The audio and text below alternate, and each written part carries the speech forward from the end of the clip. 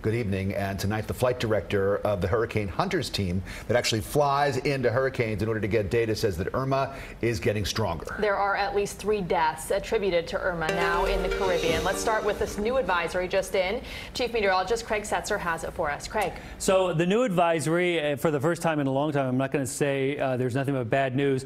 Unfortunately, there's no good news. There's just really no changes in the forecast track, and we'll talk about that in just a second. Here it is as of 11 p.m. 185-mile-an-hour winds, still way up there above the threshold of Category 5 at 160, moving west-northwest at 16, and the pressure down around 916 millibars. Right now, 85 miles to the north-northwest of San Juan, Puerto Rico, and moving away from San Juan. There's the storm size, actually kind of fitting under my graphic here. This is what we call the radius of tropical storm force winds extending. It's about 300 miles wide. Those 40-mile-an-hour winds are greater. All right, here's the future track, and this is into the time period on Thursday. Still Category 5, but now coming into the Turks and Caicos. The forecast storm surge for the Turks and Caicos is anywhere from 15 to 20 feet.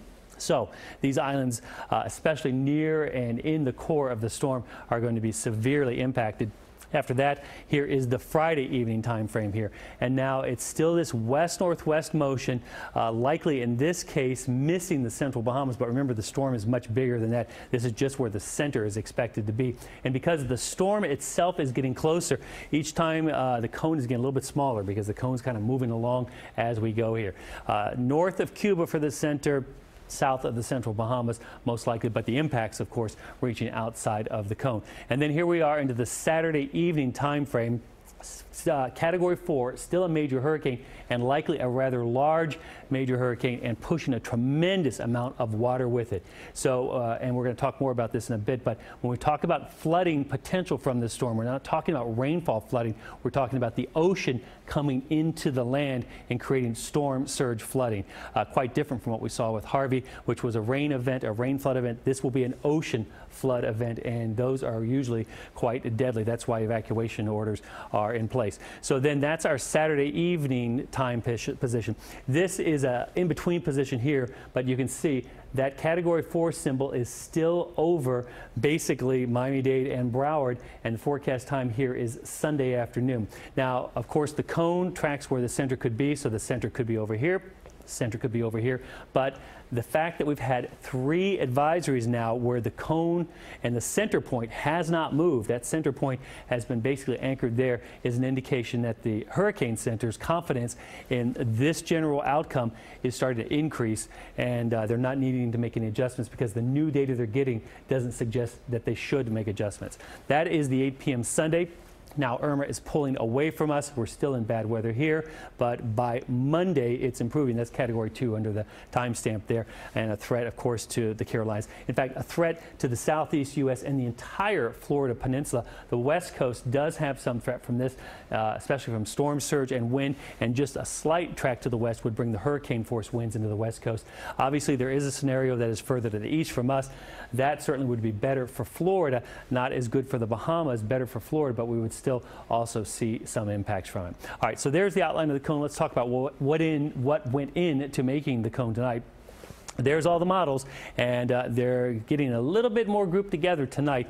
And then there is that turn that takes place sometime late Saturday or early Sunday, and you can see a lot of models near or just east of us. This is about 50 miles. This is within the average model error. So, so you almost have to say it could be over here or here. And then, of course, our 2 big models that we've been watching, the GFS, a little bit east tonight. Don't let that make you think it's going to now start trending east, and the Euro model back here. So probably somewhere in between. That's why the Hurricane Center put their point right there. There it is for later on Sunday, moving northward, and there we go on into Monday. Here's the way the storm looks tonight on the radar from San Juan. You can see still a very, very powerful looking eye wall. That is the part of the storm here where the worst of the weather is. That's the part that we don't want to go through. This other outside part here, there's tropical storm force winds. There's there's the hurricane force winds, but it's that core, that eye wall is the thing that we just hope does not come here, because that is the worst case scenario if it moves through South Florida. So for us tomorrow, still a good day for preparations, and preparation should continue. There is no indication in this advisory that we should not continue to prepare and prepare quickly. Friday, that is our last good weather day for preparations. Hot, humid, some storms around. The breeze is going to come up in the afternoon on Friday. You'll notice it. And so the talk was earlier that the flotation, where you move your boats inland through the bridges, will probably happen on Friday. But you need to have your boats secured by Friday, because Saturday the winds and the squalls increase. There may be a brief opportunity Saturday morning to move to another location where you're going to ride out the storm, but that is still up in the air. And I wouldn't pin my hopes on doing much of anything Saturday, except waiting for the worst of it coming Saturday night and Sunday. Rick and Rutabaga.